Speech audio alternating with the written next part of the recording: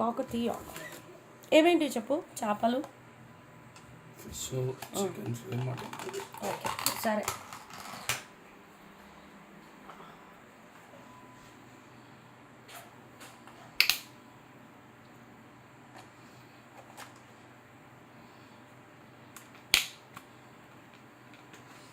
ఇప్పుడే బట్టలన్నీ వాష్ చేసి పైన ఆరేసి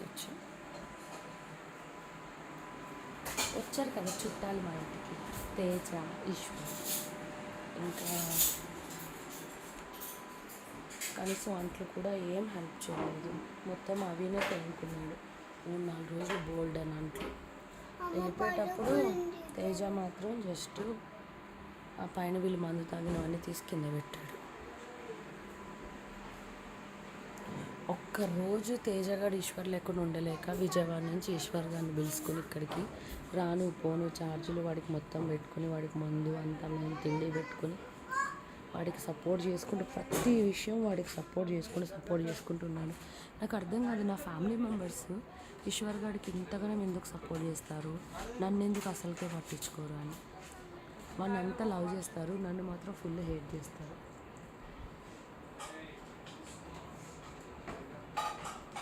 ఇల్లు అమ్మేసుకున్నారు, 2 ఇల్లు, రూపాయి నాకు ఇవ్వలేదు. ఇప్పుడు కూడా అమ్మేసుకున్నారు ఇల్లు, రూపాయి కూడా నాకు ఇవ్వలేదు.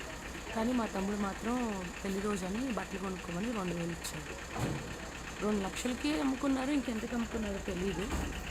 అట్లా అప్పు అంటారు, ఏమప్పు, అన్ని అబద్ధాలు.